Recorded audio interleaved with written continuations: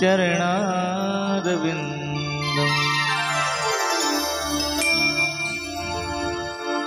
वंशी विभूषितकरान्नवनीरदाभा पीताम्बरात् अरुणबिम्बफलाधरोऽस्था पूर्णेन्दुसुन्दरमुखातरविन्दनेत्रा कृष्णात् परं किमपि तत्त्वमहं न जाने।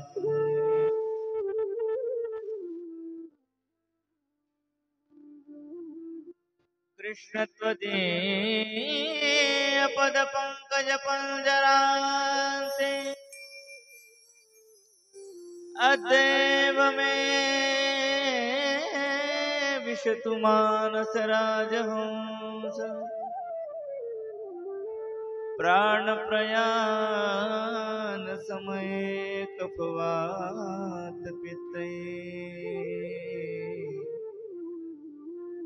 कण्ठावरोधनविधो स्मरणं कुतस्ते मनोजवं मारुततुल्यवेगं जितेन्द्रियं बुद्धिमतां वरिष्ठम् वातात्मजं वानरयूथमुख्यं श्रीरामदूतं शरणं प्रपद्ये।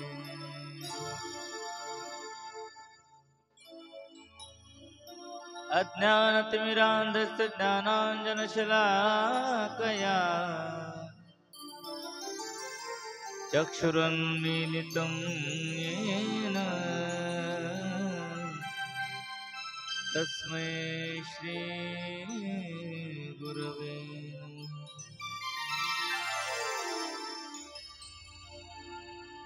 हे राधिका मेरी स्वामिनी मैं राधे जो को दास जन्म जन्म मोहे दीजियो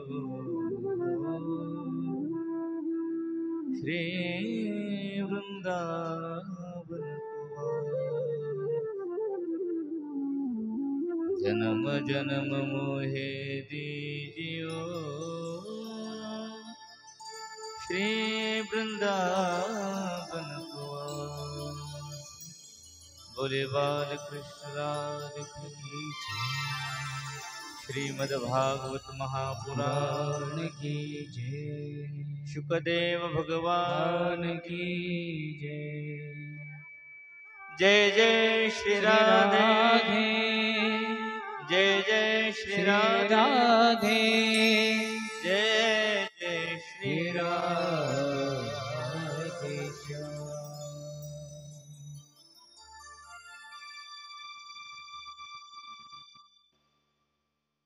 आइए मन और वाणी को पवित्र करने के लिए कुछ क्षण श्री भगवान नाम का आश्रय लेते हैं। अगदी सर्वांनी टाळी वाजवून भजन करायचंय।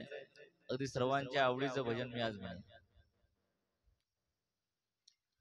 कण कण में गण गणात बोते श्री गजानन माऊली। कन कन में श्री गजानन बोले श्री माऊली। कण कण में श्री गणात बोते श्री गजानन माऊली। कन कन में गण गणात बोते श्री गजानन माऊली। कन कन में गण गणात बोते श्री गजानन माऊली। कन कन में गण गणात बोते श्री गजानन माऊली। कन में गण गणात बोते श्री गजानन माऊली। कन कण में गणगणात बोते श्री गजानन माऊली श्री गजानन माऊली श्री गजानन माऊली श्री गजानन माऊली श्री गजानन माऊली ओ श्री गजानन माऊली श्री गजानन माऊली श्री गजानन माऊली ओ गुरु गजानन माऊली कन कन में गणगणात बोते श्री गजानन माऊली कण कण में गणगणात बोते श्री गजानन हरि बोल। माऊली ताली की सेवा करते हुए सभी लोग आई जय हो।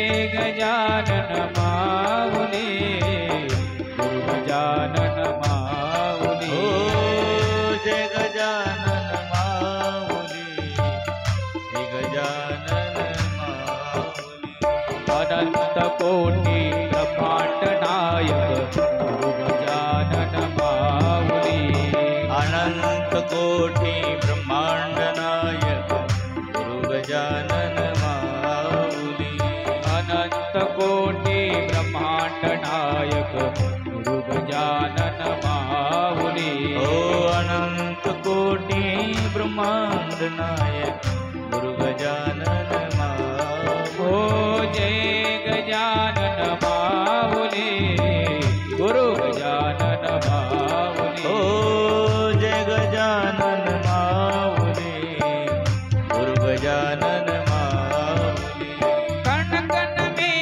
गणगणात बोते गुरु गजानन माऊली कण कण में गणगणात बोते श्री गजानन माऊली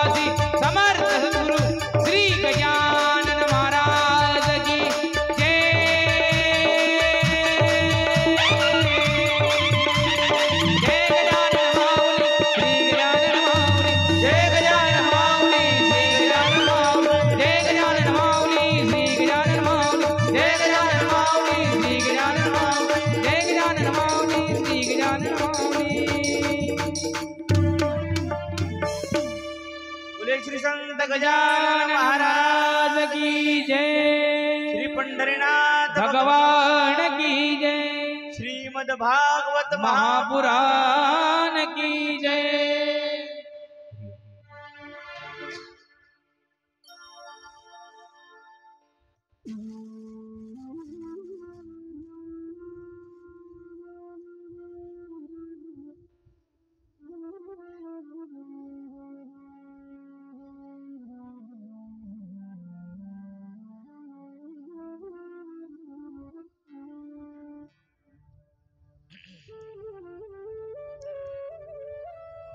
जय जय श्री राधा रमण जय जय नवल किशोर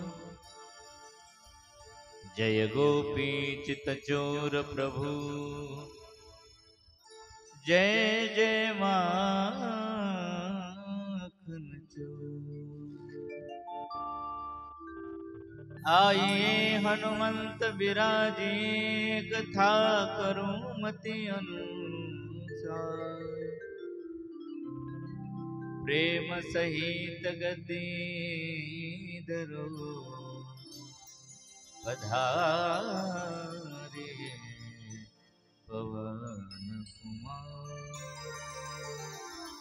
बोले पवन सूत हनुमान की जय श्री राधा रानी की जय बोले बाके बिहारी लाल की जय श्रीमद् भागवत महापुराण की जय सुखदेव भगवान की जय श्री संत गजानन महाराज की जय अपने अपने माता पिता की जय सब साधु संतन की जय जय जय श्री राधे जय जय श्री राधे जय जय श्री राधे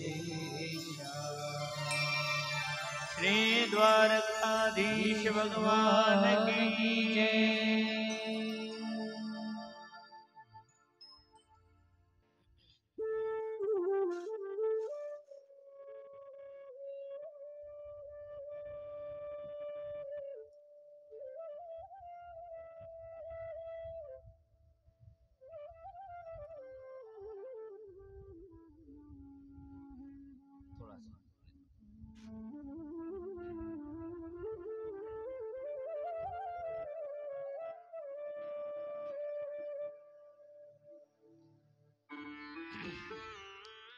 परम मंगलमय परात्पर अखिलेश्वर अकारण करुणा वरुणालय भक्त वांछा कल्पतरू बेसन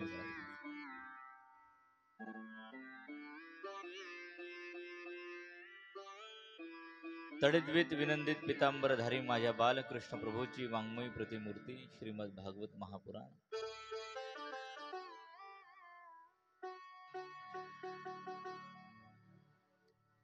अखिल कोट ब्रह्मांड नायक भगवान पंढरीधीश परमात्म्याच्या कृपेने साधू संतांच्या आशीर्वादाने श्री संत गजानन महाराजांच्या असीम कृपेने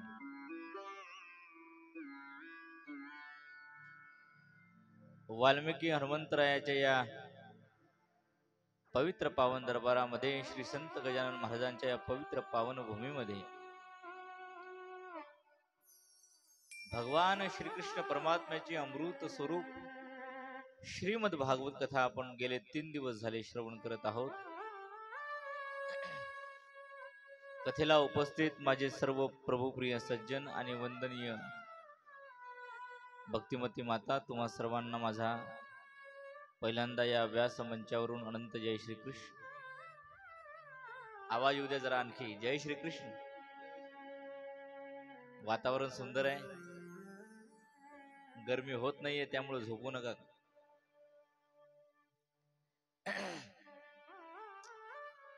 आणखी एकदा आवाज येऊ द्या जरा, बोलो जय श्रीकृष्ण। जरा हात उंच, आणखी उंच, आणखी आवाज जोरात, क्या बात।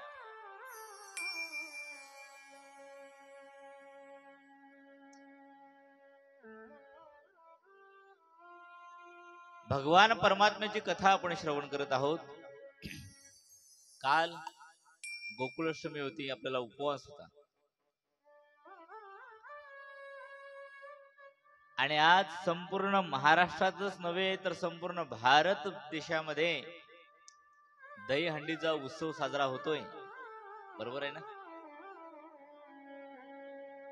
आणि विशेषतः या महाराष्ट्रामध्ये तर दहीहंडीचा उत्सव खूप मोठ्या प्रमाणामध्ये आणि खूप मोठ्या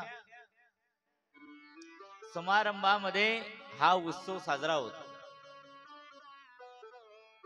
आनंद आहे.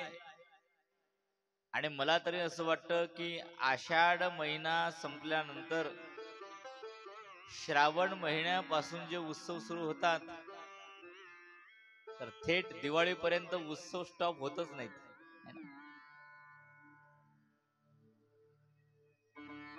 अनेक सण उत्सव या 2-2.5 महिन्यामध्ये येऊन जातात.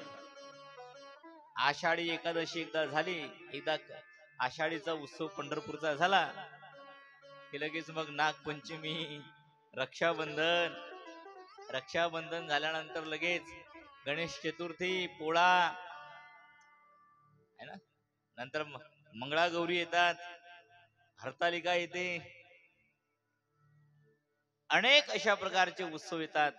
नंतर नवरात्रीचा उत्सव येतो, दसरा येतो, दिवाळी येते, भगवान परमात्म्याचा जन्मोत्सव येतो. अनेक अशा प्रकारचे उत्सव आहेत आपल्या हिंदू संस्कृतीमध्ये. आणि ते मोठ्या आनंदात, मोठ्या उत्सवामध्ये आपले आर्थिक परिस्थिती बळकट जरी नसली तरी सुद्धा आपण आनंदाने साजरी करतो.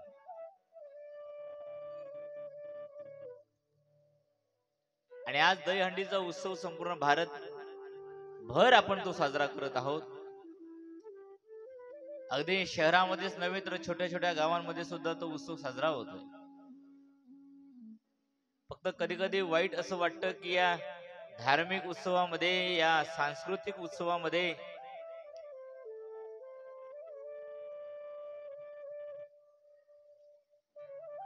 कधी कधी मनामध्ये येतं की आपण आपले उत्सव नुसतं 2 गोष्टीवरच अवलंबून ठेवले, त्याच्या पुढे आपण त्याचा विचार करायला तयार नाही. कोणताही धार्मिक उत्सव असेल, कोणताही सांस्कृतिक उत्सव असेल, आपला डीजे शिवाय तो संपन्न होत. नेमका आपण आपल्या धर्माची, आपल्या संस्कृतीची विटंबना करतोय का उत्सव साजरा करतोय हे मात्र आता कळायला तयार नाही. कोणताही धार्मिक उत्सव असो, कोणताही सांस्कृतिक उत्सव असो, डीजे आणि डान्स त्याशिवाय आपला उत्सव पूर्ण होत नाही. सर्व उत्सव आपण या 2 गोष्टींमध्ये अडकून ठेवलेत, त्याच्या पुढे आपण कल्पना करायला तयार नाही. हा दहीहंडीचा सुद्धा आपण उत्सव आज साजरा करतो तर बऱ्याच शहरांमध्ये तर नर्तकी नाचवल्या जातात, फिल्म मध्ये काम करणाऱ्या हिरोईनी नाचवल्या जातात, घाणेरड्या गाण्यांवर डान्स केला जातो. आपले पुरं दारू पिऊन डीजे समोर नाचतात आणि दहीहंडीचा उत्सव साजरा करतात. बाकीचे धर्म आपली विटंबना करतात की नाही त्याचा आपल्याला विचार करायचा नाही, पण आपणच आपल्या धर्माची विटंबना आज करायला लागलो, ही मात्र शोकांतिक आहे. गणपतीचा उत्सव असो, मग तो नवरात्र असो अथवा दहीहंडीचा उत्सव असो, उत्सव कोणताही असो, तो उत्सव आपण दारू पिऊन आणि डीजे लावूनच साजरा करतोय, हे मात्र शोकांतिक आहे. वाईट वाटतं महाराज कधी कधी की आज तुम्ही पहा, टीव्ही वरती पहा, सगळीकडे मुंबईकडे, पुण्याकडे मोठमोठे उत्सव चालू आहेत. त्याच्यामध्ये स्टेजवर कोणीतरी नर्तकी नाचते, तिच्यासमोर दारू पिणारे पोरं नाचतायत. नेमके आपण फक्त नाचण्याकरता, मौज करण्याकरता उत्सव साजरे करतोय की आपला धार्मिक सांस्कृतिक कार्यक्रम म्हणून साजरा करतोय, हेही आता कळायला तयार नाही. याचा आपण विचार केला पाहिजे. आणि डीजे समोर नाचणारे, दारू पिऊन नाचणारे सगळे आपलेच पोर आहेत. बरोबर आहे की नाही? डीजेच्या समोर 4-4 तास नाचणारे हे आपलेच पोर आहेत. रस्त्यावर पडणारे, पिऊन पडणारे हे आपलेच पोर आहेत. तुम्ही पहा, एक लक्षात घ्या, ब्राह्मणाचं पोरग आणि मारवाडी समाजाचं पोरग तुम्हाला डीजेवर 4-4 तास नाचताना कधीच दिसणार नाही. तुम्ही पहा, लक्ष देऊन पहा कधी. ब्राह्मणाचा पोरगा तुम्हाला कधीच नाचताना दिसणार नाही. 2 मिनिटं 3 मिनिटं नाचला तर नाचला, पण 4-4 तास नाचण्याची क्षमता फक्त ही आपल्या पोरांमध्येच आहे.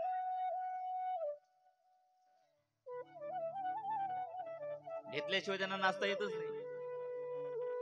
कधीतरी तुम्ही पाहिलं एखादा मारवाडी समाजाचं पोरगा डीजे समोर 4 तास झाले नाचतंय, पाहिलं कधी? ओ मावल्यांनो, मग आपलंच कार्ड का बरं नसते बुवा? याचा विचार केला आपण कधी? ब्राह्मणाचं पोरग दिन असताना दिसत नाही. एखादा अपवाद असेल, अपवाद प्रत्येक गोष्टीला असतो.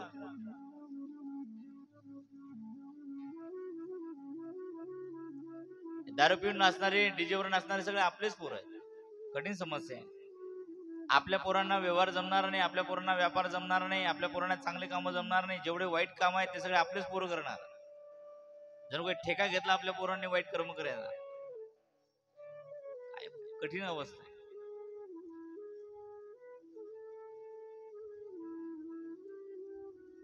एखादा व्यवसाय जरी आपण आपल्या पोरांना टाकून दिला तरी 2 वर्षात व्यवसाय गुंडाळून घरी येतो तो. बरोबर आहे की नाही? पण एखादा मारवाडी समाजाचं पोरग पहा, ते आपल्या बापाला म्हणते, पप्पा गाली दे रहा है पप्पा. जबाब त्याला म्हणते, देने दे बच्चा. लेकिन अपने दुकान में आके गाली दे रहा है, अरे देने दे. लेकिन अपने दुकान में आके, अरे देने दे बच्चा. लेकिन 2 दिन से आ रहा है दुकान में और गाली दे रहा है, अरे देने देना बे. उसका खेत है ना 4 एकड़ खामगांव रोड पे, तो रुकना जरा. है की नाही?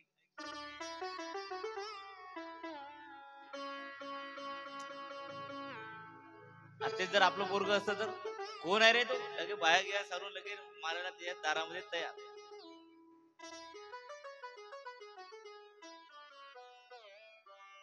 याचा विचार आपण कुठेतरी केला पाहिजे. आता पुढे गणपतीचा उत्सव आहे, त्याच्यानंतर पुढे नवरात्राचा उत्सव आहे. नवरात्रीचा उत्सवाची तर आपले पोरं, एवढे तरुण पोरं वाट पाहतात. कशासाठी? फक्त कशासाठी? गरबा खेळण्यासाठी, दुसरं काहीच नाही. आपल्या पोरांना नवरात्र म्हटलं की गरब्याशिवाय दुसरं काही दिसत. आपल्याला कळायला पाहिजे नवरात्राचा उत्सव नेमका काय, नवदुर्गेचं महत्व काय. कधीतरी आपण याच्या पलीकडे विचार केला की आपल्याला नवरात्राचा उत्सव आहे तर आपल्याला दुर्गा सप्तशतीचं पारायण करायचंय. नवदुर्गेचं नेमकं महत्व काय, 9 दिवस आपण उपासच का बरं करतो, याचा कधीतरी आपण विचार केला? कधीतरी आपण आपल्या पोरांना ज्ञान देण्याचा प्रयत्न केला की पोरांनो, हा 9 दिवस जो आपण उपवास करतो, जे गोंधळ आपण घालतो, 9 दिवस आरती करतो, नवदुर्गेचं जागरण करतो, हे नेमकं कशा करता करतो याचं कधी आपल्याला माहिती आहे? आपण पोरांना कधी सांगण्याचा प्रयत्न केला? आपल्या पोरांना एकच माहिती आहे, फक्त नवरात्र आला म्हणजे गरबा खेळायचा. गरब्यामध्ये पोरं काय काय करतात हे तुम्हाला सगळं माहिती आहे. नेमकं देवी पुढे जागरण करतात का लफडे करतात हे कळायला तयार नाही.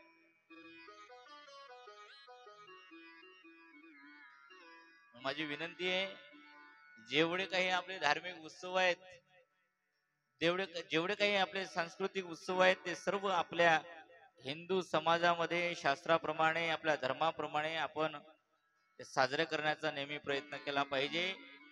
आनंद वाटला मला रात्री की रात्री 12 वाजल्यापासून तर 1 वाजेपर्यंत आपल्या शेगावमध्ये फक्त फटाके फुटत होते. एवढ्या आनंदात, एवढ्या उत्सवात आपण काल परमात्म्याचा रात्री जन्मोत्सव साजरा केला. तर रात्रभर 12 वाजेपर्यंत पोथी चालू होती, मला असं वाटतं मंदिराची ऐकू येत होती मला. आणि याच एरियामध्ये नाही, संपूर्ण शेगावमध्ये मला तर असं वाटतं रात्रभर शेगाव जागे होतं की काय. आणि बऱ्याच जणांनी मला तर रात्रीचे फोटो सुद्धा टाकले, महाराज आम्ही या पद्धतीने आमचा जन्मोत्सव परमात्म्याचा साजरा केला. आनंद आहे. पण आपण जे उत्सव साजरे करतो त्याची विटंबना होऊ नये एवढी तुमच्या चरणी प्रार्थना आहे, आणि त्याप्रमाणे आपण वागलं पाहिजे. बोलो जय श्री कृष्ण. आणखी आवाज येऊ द्या, पावसामुळे मला तुमचा आवाज येत नाही. पाऊस पडते, तुम्हाला आनंद झाला नाही का? मग आणखी जोरात. पावसापेक्षा जोरात. क्या बात.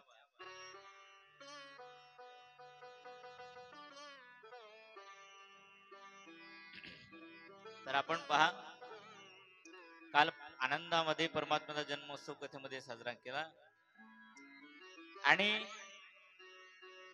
भागवताची चर्चा करत असताना आपण सर्वात पहिल्यांदा भागवत कथेचं नमन केलं. 2 मंत्रामध्ये फार गोड वर्णन अशा प्रकारचं केलेलं आहे. एक तिसरा मंत्र आपला राहिला होता, त्याचं आपण वर्णन करूया. लक्ष देऊन ऐका सर्वांनी. कि निगम कल्पतरोर्गलितं फलम शुकमुखादमृत द्रव संयुतम पिबत भागवतं रसमालयम्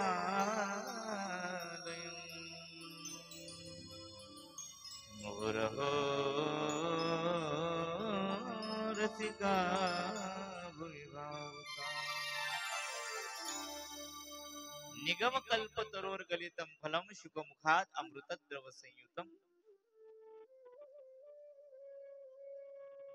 हे भागवत रूपी जे फळ आहे ते आपल्याला मिळालं कसं, त्याचं गोड वर्णन केलेलं आहे. लक्ष देऊन ऐका सर्वांनी.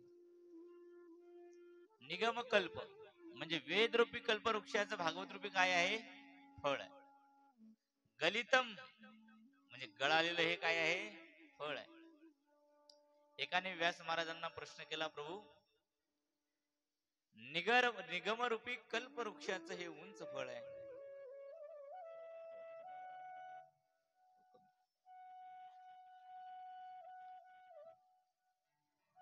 वेद रूपी कल्पवृक्ष तर उंच आहे आणि त्याचं गळालेलं जर हे फळ आहे तर मग हे फळ फुटलं असेल. एवढ्या उंचावरून पडल्यानंतर त्याच्यामध्ये माती गेली असेल, कचरं गेलं असेल.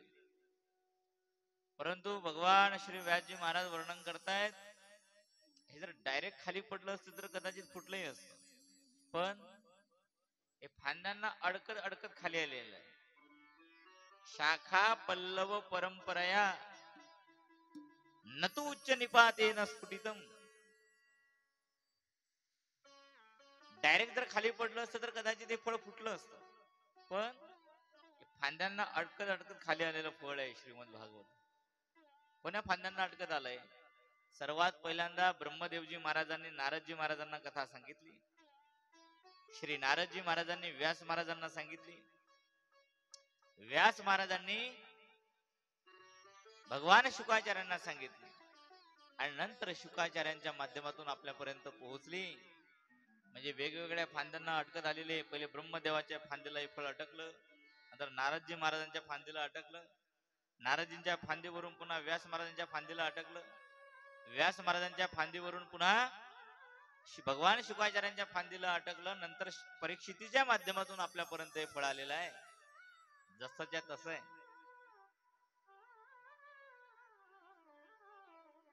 म्हणून खायला हे फळ काही हरकत नाहीये. म्हटलं महाराज खायला हरकत नाही म्हणताय तुम्ही, बरोबर आहे, पण मला सांगा, प्रत्येक फळ गोडच असतं असं नाही, काही फळ आंबटही असतात, बरोबर आहे की नाही? सगळेच फळ गोड असतात असं नाही, काही फळ आंबटही असतात. हे फळ खायला हरकत नाहीये, पण हे फळ खाल्ल्यानंतर जर हे फळ आंबट निघलं तर आमचं तोंड खराब होईल. परंतु व्यास महाराज म्हणतात हे फळ अगदी गोड आहे, मधुर आहे. याची गॅरंटी ही आहे की या फळाला भगवान शुकाचार्यांनी तोंड लावलेलं आहे. शुकमुखात पोपटाने चोच मारलेली आहे या फळाला. आणि ज्या फळाला पोपटाने चोच मारलेली असते ते फळ आंबट नसते, याची 100% खात्री आहे.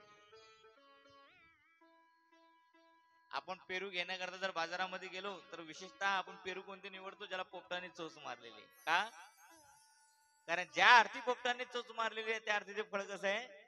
गोड आहे, मधुर आहे.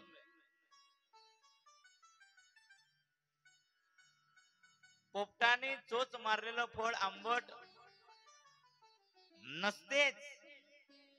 काय कारण आहे? कारण पोपट त्याच फळाला चोच मारतो जे फळ ऑलरेडी गोड आहे. परमात्म्याने त्याला बुद्धी दिलेली आहे. किंवा असं म्हणा, पोपटाने चोच मारली की फळ गोड होतं. ना काही. पोपट त्याच फळाला चोच मारतो जे ऑलरेडी गोड आहे, अथवा पोपटाने चोच मारल्यानंतर फळ गोड होत.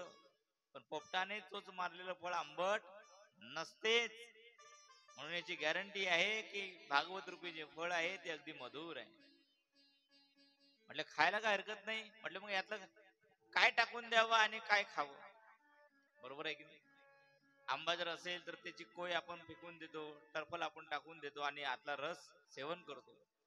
चिको असेल तर त्याचा टरफल आपण टाकतो, बी आपण टाकतो, तसं खाऊन टाकतो. केळी जर असेल तर केळीचे साल आपण टाकून देतो, आता गाभा आपण खातो. काही ना काहीतरी टाकून द्यावं लागतं, काही ना प्रत्येक फळामधलं. तसं भागवतातलं काय टाकून द्यावं आणि काय सेवन करावं.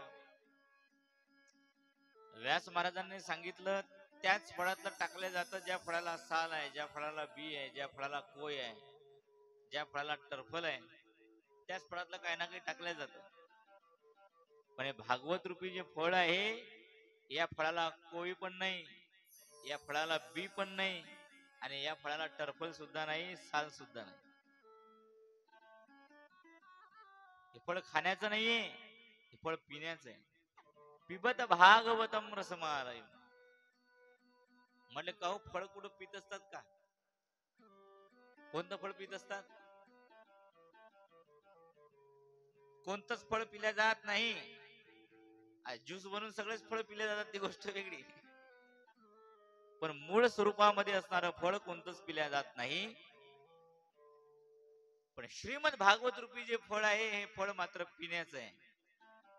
म्हणजे पिण्याचं कसण्याचं कारण काय? म्हटले रसमालयम, याच्यामध्ये रस भरलेला आहे. रस कोणता रस आहे? रसोवई सहा, भगवान श्रीकृष्ण परमात्मा रूपी रस याच्यामध्ये भरलेला आहे. अमृत स्वरूप हे फळ आहे. म्हणून पिबतम. मग कुठपर्यंत प्यायचं? 7 दिवस? म्हटले नाही. आलयम. आलयम शब्दाचे 2 अर्थ आहेत. पहिला अर्थ आहे मरेपर्यंत. जोपर्यंत माणूस मरत नाही तोपर्यंत माणसाने ते प्यावं. मग ते आपल्या जिन मध्ये असो, का तिकडं श्रीरामनगर मध्ये असो, का गजानन महाराजांच्या चौकामध्ये असो, का खामगाव रोडला असो, का कुठेही असो,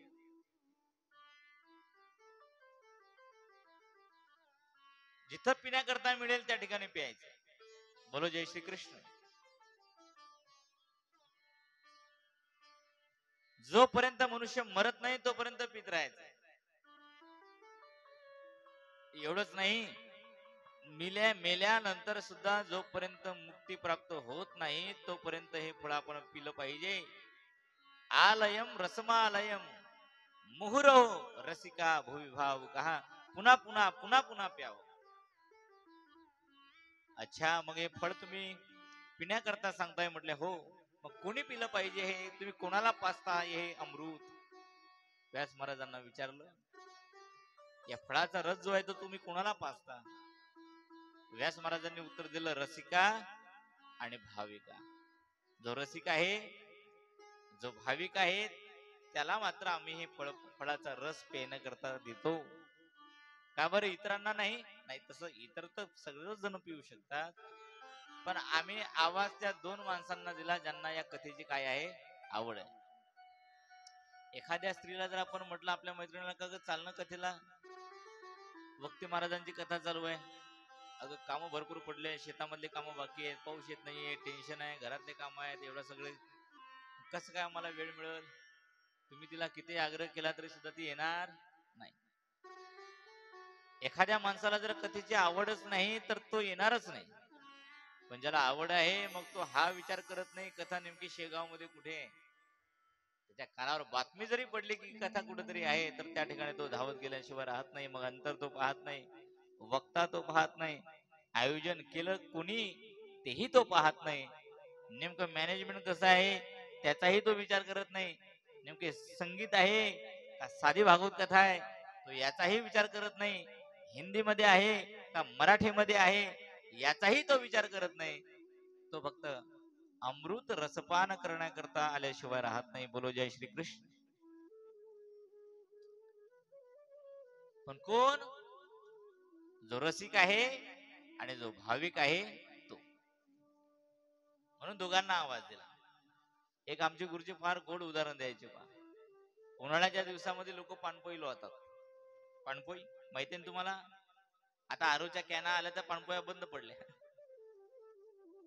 पूर्वी जुन्या काळामध्ये पाणपोई लावायची पहा उन्हाळ्याच्या दिवसामध्ये, म्हणजे वाटसरूंना पाणी पिण्याकरता फ्री व्यवस्था. बस स्टँड वर, रेल्वे स्टेशन वर कुठेही असायची व्यवस्था. एखाद्या माणसाने पाणपोई लावावी आणि रस्त्याने चालणाऱ्या एखाद्या माणसाला आवाज द्यावा, ओ दादा, ओ उन्हाळ्याचे दिवस आहेत, दुपारचे 12 वाजलेत बघा, काय ऊन तापते, या पाणी प्यायला, थंडगार पाणी आहे. तो म्हणतो मला ताण नाही हो. ताण नाही म्हणजे काय? उन्हाळ्याच्या दिवसामध्ये एक ग्लास पाणी कुठे जातं तर माहिती पडत नाही. या या प्या. तो म्हणता तुम्ही आग्रह करताय तर आता एक ग्लास पितो मी पाणी. पण मला सांगा, पाणी विहिरीचं आहे का बोरचं आहे का तलावाचं आहे? तो म्हणतो नाही हो, आमच्या विहिरीचं पाणी आहे. अच्छा अच्छा, विहिरीचं आहे, गोड असेल मग. हो, गोड पाणी आहे. अच्छा अच्छा अच्छा अच्छा, मग पाणी रोज भरता ताज का 2-3 दिवसापासून भरलेलं आहे? नाही हो, असं काय करता, आम्ही रोज ताजं भरून ठेवतो पाणी. अच्छा अच्छा अच्छा, मग हे जे रांजण भरलेले आहे ते रांजण रोज धुत असता का आठवड्यातून एकदाच?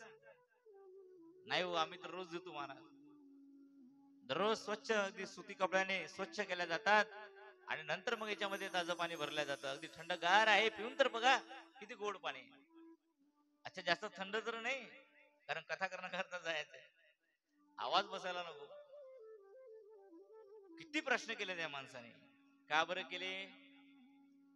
बोला, मला उत्तर हवंय. तुम्ही असं टुळू टुळू माझ्याकडे पाहताय, मी पागल दिसतो का तुम्हाला? अगदी फ्रेश बसा. एक तर आता दोरी टाकली मध्ये, तुमचा ना माझा संबंध बंद करून टाकला यांनी. अगदी कनेक्शन बंद. दोरीच्या अलीकडे यायचं काम, सुरक्षित अंतर बरं आहे. बोलो जय श्री कृष्ण. पण काय आहे माहिती, माझा स्वभाव थोडा वेगळा आहे. जोपर्यंत श्रोत्यांबरोबर कनेक्ट वक्ता होत नाही तोपर्यंत त्याला कथा करण्याला आनंदच येत नाही. जोपर्यंत श्रोत्यांच्या चेहऱ्यावरचे भाव वक्त्याच्या लक्षात येत नाही तोपर्यंत वक्त्याने नेमकी कथा सांगायची कोणाला? बरोबर आहे ना? एक तर थोडस आभाळ असल्यामुळे लांबचे चेहरे मला स्पष्ट दिसत नाहीये, आणि आज तुम्ही थोडेसे लांब बसलेत माझ्यापासून. ठीक आहे, काही हरकत नाही, पण थोडस बोलत चला. त्या माणसाने प्रश्न एवढे का केले? कारण त्याला तहान नाही. बरोबर आहे ना? त्याला काही नाही, तहान नाही. पण उदाहरणार्थ एखादा माणूस रस्त्याने चालून राहिला, उन्हाळ्याचे दिवस आहे, 2-3 तास झाले चालतोय, पाण्याच्या शोधामध्ये, तहान लागली, घसा कोरडा पडला, पाण्यात कोणीतरी पाणी देईल आपल्याला, रस्त्याने पाणी दिसेल कुठेतरी, विहीर सापडेल, तलाव सापडेल कुठेतरी, काहीतरी या विचारामध्ये तो व्यक्ती आहे, घसा कोरडा पडलेला आहे. आणि तेवढ्याच एखाद्या माणसाने त्याला पाणपोई वाल्याने आवाज द्यावा, अरे दादा, अरे ये जरा, एक ग्लास पाणी पे, उन्हाळ्याचे दिवस आहेत. धावतच येईल. मग तो हा विचार करेल का पाणी विहिरीचा आहे का तलावाचा आहे का बोरचा आहे, पाठ धुतलेला आहे की नाही तुझा, काही प्रश्न करेल तो? नाही. तो तर म्हणेल बस पाणी मिळाला आता, मन शांत, गटगट गटगट 2-3 ग्लास पाणी पिऊन टाकेल. तो विचार करणार नाही. का बरं? कारण त्याला तहान लागलेली. त्याप्रमाणे भागवत रूपी कथामृताची ज्याला तहान लागलेली आहे त्या व्यक्तीला बोलवण्याची गरज नाही, मग त्याला आमंत्रण देण्याची आवश्यकता नाही. मग तो हा प्रश्न कार्यकर्त्यांना करत नाही का, हो तुम्ही मिटिंग घेतली तर आम्हाला बोलवलंच नाही. भागवत कथेचं आयोजन ठरवलं, वक्ता कोण ठरवायचा, मिटिंग घेतली, आम्हाला त्याच्यामध्ये बोलवलंच नाही, आम्हाला पत्रिकाच मिळाली नाही, आम्हाला माहितीच नाही, आम्ही कसं येणार? हे सगळे प्रश्न तो व्यक्ती करतो ज्याला आवड नाहीये, ज्याला तहान लागलेली नाही. पण ज्याला तहान लागलेली आहे तो मात्र कोणाच गोष्टीचा विचार करत नाही, तो फक्त धावत येतो. तो वक्ताही पाहत नाही नेमका आहे तरी कोण, कोण कथा सांगणार आहे, तो सुद्धा तो विचार करत नाही, धावत सुटतो. म्हणून व्यास महाराज म्हणतात, आम्ही त्याच माणसांना बोलवलं ज्याला तहान लागलेली आहे, जो रसिक आहे आणि जो भाविक अशा प्रकारचा आहे. रसिका भुवी भाव काक भुषंडी महाराज जेव्हा रामकथा सांगतात त्यावेळेस मोठमोठे राजहंस काक भुषंडी महाराजांच्या समोर बसून रामकथा ऐकतात. भगवान शंकर सुद्धा राजहंसाचं रूप धारण करून कावळ्याच्या मुखातून कथा ऐकतात, रामकथा ऐकतात. वार्षिक पाहता कावळा, कावळा म्हटल्यानंतर कावळा डोळ्यासमोर येतो आपल्या. कावळा नाव सुद्धा पाहतात किती विचित्र आहे. कावळा रंगाने सुद्धा काळा, रंगाने सुद्धा काळा, नाव सुद्धा कावळा,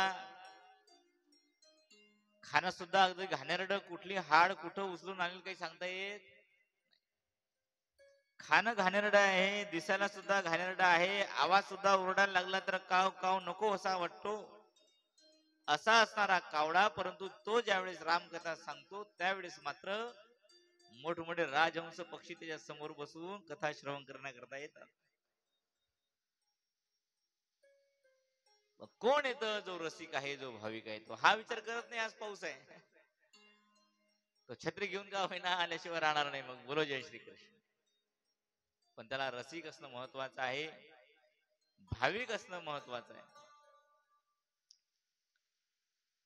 आणि व्यास महाराज म्हणतात आम्ही त्यांनाच बोलावतो जो रसिक आहे, जो भाविक आहे. रसिका भुवि भावुका, रसिकाने भाविकांना बोलवले. 3 मंत्राचा उच्चार केला आणि त्यानंतर सज्जन हो, शौनकजी महाराजांनी सूत महाराजांना काही प्रश्न केले. 5 मुख्यतः प्रश्न केले आणि त्या 5 प्रश्नाच्या उत्तरामध्ये संपूर्ण श्रीमद भागवत कथा सांगितली. लक्ष देऊन ऐका सर्वांनी. पहिला प्रश्न केला. हे 5 प्रश्न जर तुमच्या लक्षात आले तर संपूर्ण भागवत कथा लक्षात येईल. पहिला प्रश्न केला, प्रभू जीवाचं कल्याण कसं होईल? कोणता प्रश्न आहे? जीवाचं कल्याण कसं होईल आणि त्याचा परमधर्म कोणता आहे जीवाचा? दुसरा प्रश्न केला, शास्त्र भरपूर आहे पण आमच्याकडे वेळ फार कमी आहे, म्हणून थोडक्यामध्ये संपूर्ण शास्त्र सांगण्याचा आम्हाला प्रयत्न करा. तिसरा प्रश्न केला, म्हटले प्रभू परमात्मा जर कर्तुम अकर्तुम अन्यथा कर्तुम शक्तीने जर युक्त आहे तर त्या परमात्म्याला अवतार घेण्याची आवश्यकता तरी काय? भगवान परमात्मा जर कर्तुम अकर्तुम अन्यथा कर्तुम शक्तीने जर युक्त आहे तर दुष्टांचा संहार करण्याकरता त्या भगवान परमात्म्याला नृसिंह, वामन, परशुराम, राम, कृष्ण एवढे सारे अवतार घेण्याची आवश्यकता तरी काय? नेमके भगवान परमात्म्याचे अवतार तरी किती आहेत? कोणी म्हणतं एकच अवतार आहे, कोणी म्हणतं 2 अवतार आहे, कोणी म्हणतं 10 अवतार आहे, कोणी म्हणतं हरी अनंत, हरी कथा अनंत. नेमके परमात्म्याचे अवतार किती? हा आमचा तिसरा प्रश्न आहे. चौथा प्रश्न हा आहे की एखाद्या मंदिरामध्ये गेल्यानंतर अनेक मूर्त्या आम्हाला दिसतात डोळ्याने, मनामध्ये सामान्य भक्ताच्या संशय निर्माण होतो की नेमकी पहिल्यांदा पूजा कोणाची करावी. बरोबर आहे की नाही? एखाद्या मंदिरामध्ये गेल्यानंतर पहा, तुमच्या गावात आहे की नाही मला माहिती नाही, पण एखाद्या गावामध्ये जर आपण गेलो तर एका मंदिरामध्ये बऱ्याचशा मूर्त्या असतात. एकाच मंदिरामध्ये विठ्ठल आणि रुक्मिणी आहे, ज्ञानेश्वर महाराजांची आहे, तुकोबारायांची आहे, त्याच ठिकाणी पिंडई आहे, हनुमंतराय सुद्धा एका बाजूला आहेतच. मग आपल्यासारखा सामान्य व्यक्ती मंदिरामध्ये गेल्यानंतर मनामध्ये संशय येतो, नेमकी पूजा कोणाची पहिल्यांदा केली पाहिजे? आपण कोणाची पूजा करावी येतो की नाही तुमच्या मनामध्ये? असं वाटतं महादेवाला पहिल्यांदा पाणी घालावं तर विठ्ठलाला राग येईल. अरे भाऊ, आता महादेवाचे दिवस चांगले चालू आहे तर महादेवाच्या नांदी आला, मला दिलं सोडून. भगवान कृष्णाची मूर्ती बाजूलाच, करे बाबा आतापर्यंत राधे राधे राधे राधे राधे कृष्णा करत होता, आता 2 वर्ष झाले श्री शिवाय नमस्तुभ्यम श्री शिवाय नमस्तुभ्यम. नेमकी भानगड काय तुझी? कदाचित कन्हैया हा तर विचार करत नसेल आपल्याबद्दल.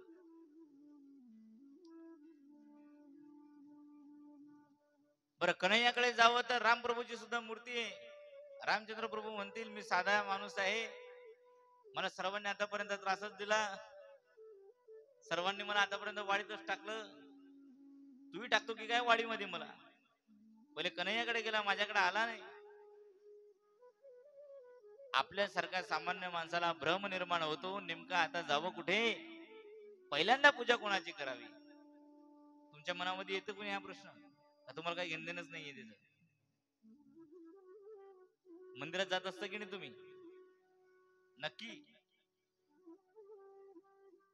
मला माहिती तुम्ही मंदिरामध्ये जाता. पूर्वी 3-4 वर्षापूर्वी जात होते की नाही मला माहिती नाही, पण आता 3-4 वर्षापासून मात्र तुम्ही दररोज मंदिरामध्ये जाताय.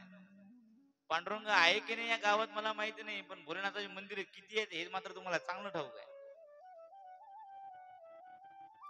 आणि आता चालू आहे आपलं काय, हर जन्म में बाबा तेरा साथ चाहिए, सिर पे मेरे बाबा तेरा हाथ चाहिए. हर जन्म में बाबा तेरा साथ चाहिए, सिर पे मेरे बाबा हाथ चाहिए. 2 मिनिटं गायचं का सर्वांनी? अगदी टाळी वाजवा आणि सर्वांनी माझ्या बरोबर म्हणा, हरी बोल.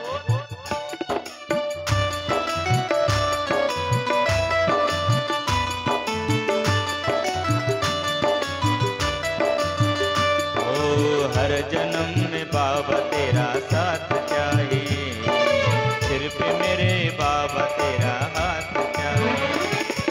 हर जन्म में बाबा तेरा साथ चाहिए, सिर पे मेरे बाबा तेरा हाथ चाहिए. ओ सिलसिलाए टूटना नहीं चाहिए, मुझको मेरे भक्ति का वरदान चाहिए. हर जन्म में बाबा तेरा साथ चाहिए, सिर पे मेरे बाबा तेरा हाथ चाहिए. हर जन्म में बाबा तेरा साथ चाहिए, सिर पे मेरे बाबा तेरा हाथ चाहिए. क्या बात, जय हो. हरि बोल.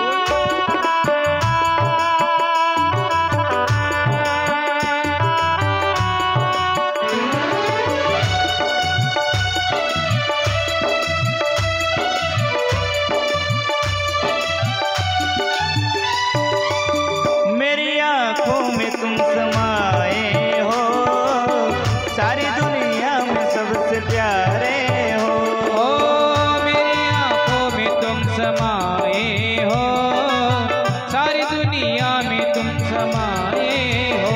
ओ मेरी आंखों में तुम समाए हो, सारी दुनिया में सबसे प्यारे हो. ओ मेरी आंखों में तुम समाए हो, सारी दुनिया में सबसे प्यारे हो. मुझको तेरे प्यार की बरसात चाहिए, मुझको बस इतनी सी सौगात चाहिए. हर जन्म में बाबा तेरा साथ चाहिए, सिर पे मेरे बाबा तेरा हाथ चाहिए.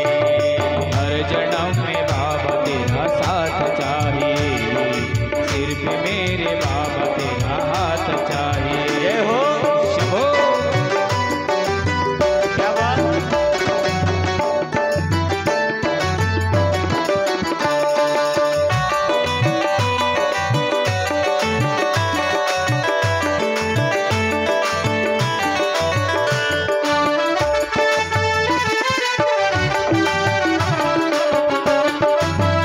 जय हो.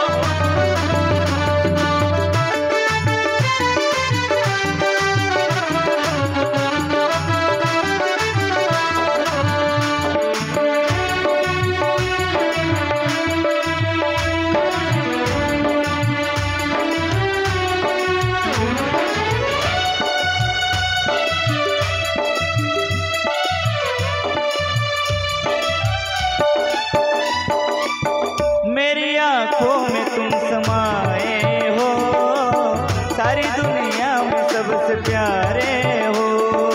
ओ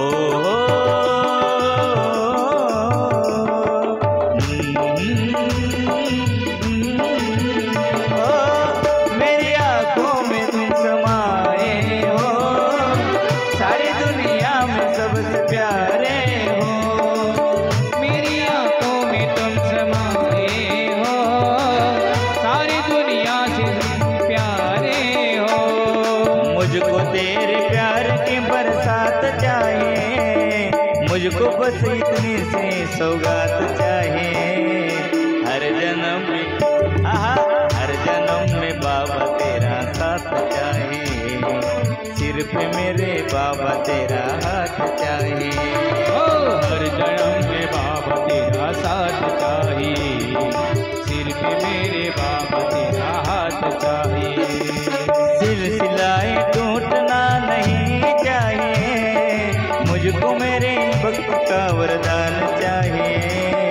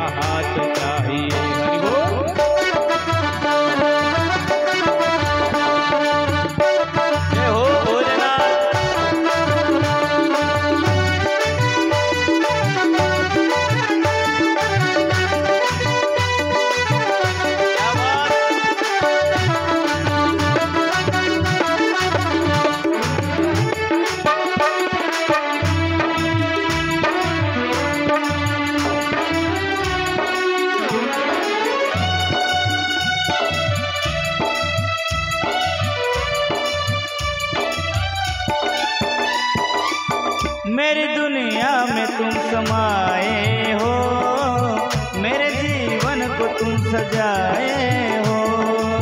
मेरी दुनिया को तुम बसाए हो, मेरे जीवन को तुम समाए हो। मेरे दुनिया को तुम बसाए हो, मेरे जीवन को तुम सजाए हो। नाम तेरा होठों पे दिन रात चाहिए, जिक्र हो तेरा ही ऐसी बात चाहिए। हर जन्म में बाबा तेरा साथ चाहिए, सिर पे मेरे बाबा तेरा हाथ चाहिए। हो हर जन्म में बाबा तेरा साथ चाहिए, सिर पे मेरे बाबा तेरा हाथ चाहिए। हो सिलसिलाए टूटना नहीं चाहिए, मुझको मेरे भक्त का वरदान चाहिए। हर जन्म में बाबा तेरा साथ चाहिए, सिर पे मेरे बाबा तेरा हाथ चाहिए। हो हर जन्म में बाबा तेरा साथ चाहिए, सिर पे तेरे मेरे बाबा हाथ चाहिए। हरि बोल।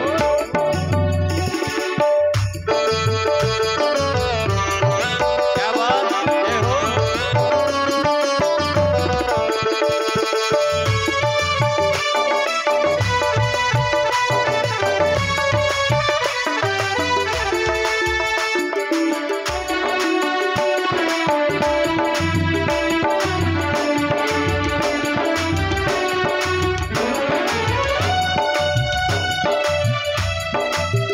बात।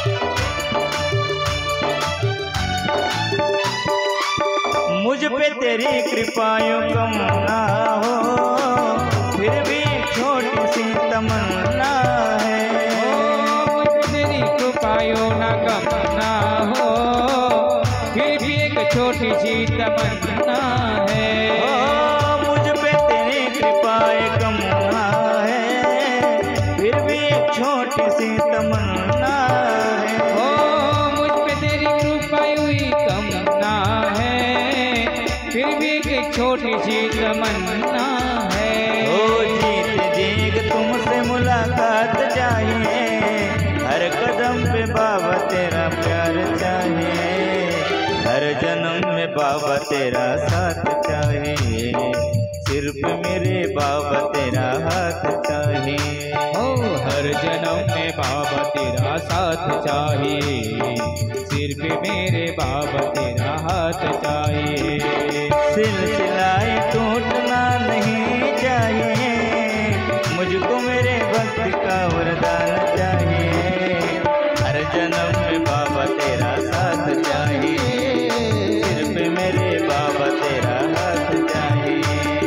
हर जन्म में बाबा तेरा साथ चाहिए, सिर पे मेरे बाबा तेरा हाथ चाहिए। हर जन्म में बाबा तेरा साथ चाहिए, मेरे बाबा तेरा हाथ चाहिए। हर जन्म में बाबा तेरा साथ चाहिए, सिर पे मेरे बाबा तेरा हाथ चाहिए। नमः पार्वती पते हर हर महादेव। आणखी जोरात आवाज येऊ द्या जरा। हर हर महादेव। हर हर महादेव।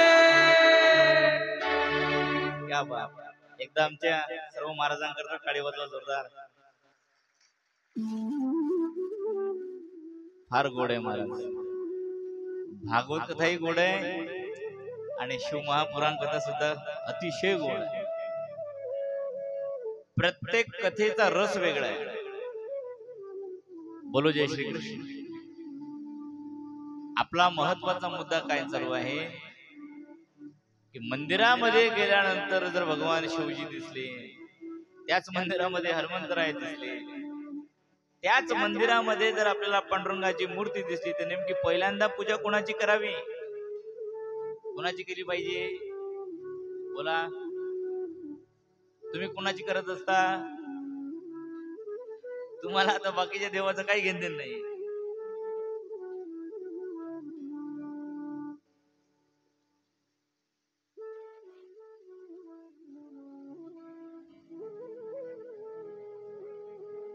तो आशुतोष आहे। शीघ्रम तुष्यति इति आशुतोषः।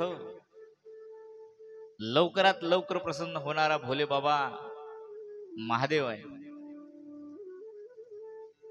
पूजा कुणाची पहिल्यांदा केली पाहिजे त्याचं उत्तर मात्र मी तुम्हाला नंतर देणार. पण पहिल्यांदा प्रश्न लक्षात घ्या. मला असं वाटतं चारही प्रश्न तुमच्या लक्षात आले. पहिला प्रश्न आहे जीवाचं कल्याण कसं होईल. दुसरा प्रश्न आहे शास्त्र भरपूर आहे, वेळ कमी आहे, थोडक्यात काहीतरी महत्वाचा मुद्दा सांगा. तिसरा प्रश्न आहे परमात्मा कर्तुम अकर्तुम अन्यथा कर्तुम शक्तीने जर युक्त आहे तर त्या परमात्म्याला अवतार घेण्याची गरज काय. बरं अवतार घेते तर ठीक आहे, नेमके अवतार किती, 2, 10, 1000 का अनेक. आणि चौथा प्रश्न आहे एकाच मंदिरामध्ये गेल्यानंतर मूर्त्या जर अनेक दिसल्या तर नेमकी पहिल्यांदा पूजा कोणाची करावी. पाचवा प्रश्न आहे की भगवान परमात्मा जोपर्यंत धर्माचं रक्षण करण्याकरता या पृथ्वी तलावर येतात, दुष्टांचा संहार करतात, धर्माची स्थापना करतात, जोपर्यंत परमात्मा या पृथ्वी तलावर आहे तोपर्यंत हा धर्म परमात्म्याच्या संरक्षित आहे. हा धर्म परमात्म्याच्या आश्रयाने राहतो. परंतु जेव्हा भगवान परमात्मा सर्व आपल्या लीला संपवून ज्यावेळेस स्वधामाला निघून जातात त्यावेळेस हा धर्म कोणाच्या आश्रयाने राहतो. ब्रूहि योगेश्वरो कृष्णो ब्रह्मण्ये धर्म पर्वणि स्वाम काष्ठाम अधुनोपेतो धर्मः कं शरणं गतः. योगेश्वर भगवान परमात्मा जेव्हा आपली क्रिया लीला संपून स्वधामाला निघून जातात तेव्हा हा धर्म कोणाच्या आश्रयाने राहतो. महत्वाचे 5 प्रश्न सूत महाराजांना शौनकजी महाराजांनी केले आणि त्या 5 प्रश्नाच्या उत्तरामध्ये मग संपूर्ण भागवत कथा सूत महाराजांनी शौनकांना सांगितली. म्हणून भागवत कथेचा मुख्य जो पाया आहे तो पाया म्हणजे 5 प्रश्न आहेत. हे सर्वसामान्य जीवाचे 5 प्रश्न आहेत, कोणी एका व्यक्तीचे नाही आहेत. ज्याला आपल्या जीवनाचं कल्याण करून घ्यायचं आहे, उद्धार करून घ्यायचा आहे, भागवत ज्याला आपल्या जीवनामध्ये सामावून घ्यायचं आहे, ज्याला भागवतमय जीवन जगायचं आहे, त्या प्रत्येक व्यक्तीचे हे 5 प्रश्न आहेत. आपण जर कथा श्रवण करण्याकरता या ठिकाणी बसलेलो आहोत तर आपल्या प्रत्येकाचे 5 प्रश्न असले पाहिजे, तरच पुढची भागवत कथा आपल्याला कळेल. 5 प्रश्न ज्यावेळेस सूत महाराजांना विचारले त्यावेळेस सूत महाराज शौनकांना सांगतायत, प्रभू तुम्ही विचारलेले प्रश्न फार गोड आहेत, परंतु या प्रश्नाचं उत्तर देण्याआधी मात्र मी माझ्या गुरुदेवांना वंदना करतो. कारण आता खरी भागवत कथेला काय आहे, सुरुवात आहे. गुरुदेवांना वंदना करतो. भगवान शुकाचार्य सुतजी महाराजांचे श्री गुरु आहेत आणि शुकाचार्यांना वंदना करतायत. परंतु त्याआधी शौनकजी महाराजांनी सूत महाराजांना पुन्हा प्रश्न केला. म्हणजे प्रभू ज्या भगवान शुकाचार्यांना तुम्ही वंदना करतायत त्या भगवान शुकाचार्यांच्या जन्माची कथा आम्हाला ऐकायची आहे. तुम्ही कथा ऐकलेली असेलच मला माहिती आहे, पण तरीही ज्यांच्यामुळे आपल्याला भागवत कथा मिळाली त्यांच्या जन्माची कथा ही कथा करायला सांगावीच लागते. म्हणून शुकाचार्यांचा जन्म नेमका कसा झाला आपल्याला ती कथा पहिल्यांदा ऐकायची आहे. मग सर्वांनी व्यवस्थित बसा आणि व्यवस्थित कथा ऐका. बोलो जय श्रीकृष्ण. अगदी आवाज येऊ द्या आणखी जोरात. तुम्हाला वारंवार इंजेक्शन टोचावे लागतात, मग आणखी जोरात आवाज येऊ द्या. क्या बात. तर पहा एक वेळेचा प्रसंग आहे. श्री नारदजी महाराज भगवान भोलेनाथांना भेटण्याकरता आले. कैलाश पर्वतावर आले. कथा फार गोड आहे, सर्वांनी लक्ष देऊ नये का. थोडक्यात मी सांगण्याचा प्रयत्न करतोय. परंतु भगवान भोलेनाथ तर समाधीस्थ आहेत, गुहेमध्ये आहेत. एकटी मात्र सती माता त्या ठिकाणी आहे. सतीला नमस्कार केला श्री नारदजी महाराजांनी. सतीने सुद्धा श्री नारदजी महाराजांना नमस्कार केला. यांचं विलक्षण नातं आहे दोघांचं. नारदजी महाराज सतीचे गुरु आहेत, कारण नारदजींमुळेच भगवान शंकराची प्राप्ती सतीला झाली. परंतु ज्यावेळेस सतीचा विवाह भगवान भोलेनाथांबरोबर लागला त्यावेळेस ती सती मात्र आता भोलेनाथांची पत्नी झाल्यामुळे ती आता माता झाली, श्री नारदजी महाराजांची शिष्य माता झाली, बरोबर आहे. परंतु दोघेही जण दोन्ही नाते मात्र सांभाळून आहेत. श्री नारदजी महाराज सुद्धा माता म्हणून सती मातेला नमस्कार करतायत आणि सती माता सुद्धा आपण आता माता जरी असलो तरी सुद्धा हे भोलेनाथ ज्यांच्यामुळे आपल्याला मिळाले आपले गुरुजी म्हणजे श्री नारदजी महाराज आहेत. मग गुरुजी म्हणून सती नारदजी महाराजांना वंदना करते. दोघांनी एकमेकांना वंदना केली. भोलेनाथांबद्दल विचारलं, भोलेनाथ कुठे आहेत? भोलेनाथ तर तपश्चर्या करण्याकरता वनामध्ये आहेत, गुहेमध्ये आहेत. अच्छा अच्छा अच्छा. पण नारदजी महाराज बरेच दिवस झाले तुम्ही कैलाशावर आले नाहीत, बऱ्याच दिवसातून तुम्ही येणं केलं, नेमकं भानगड काय? एवढी माया का बरं पातळ केली तुम्ही नारदजी महाराज? का बरं आले नाही तुम्ही? किती दिवस झाले आले नाही? नारदजी महाराजांनी तर पहिल्यांदा हात जोडले आणि सतीला सांगितलं, म्हटले माते तुम्ही म्हणताय ते बरोबर आहे, पण मी आता अलीकडे लोकांच्या घरी जाणं बंद करून टाकलं. लोकांच्या घरी मी आता फार जात, कारण लोक फार लबाड झाले. आता लोक कसे झाले? आता फार लबाड झाले. त्यामुळे लबाड लोकांच्या घरी जाणं आपण काय केलं? आता बंद केलं. कपटी लोकांच्या संगतीमध्ये सुद्धा माणसाने राहू नये, त्यांच्या घरी जाणं तर फार लांब राहिलं. कपटी माणसाच्या घरी माणसाने कधी जाऊ नये.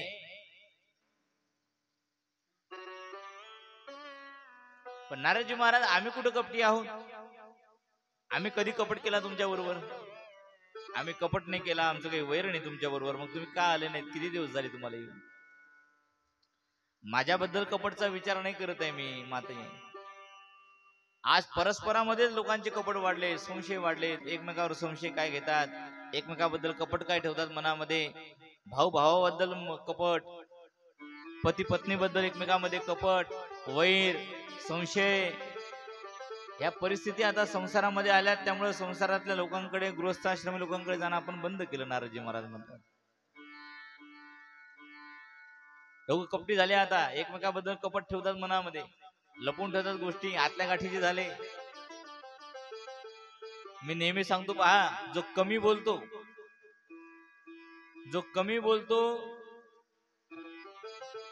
त्याचा शब्द विकत घ्यावा लागतो, समजून चालावा, तो कपटी आहे. तो काय आहे? कपटी आहे, आतल्या गाठीच आहे. जो काहीच भांडण ठेवता बोलत राहतो, समोरचा कोण आहे, काय आहे,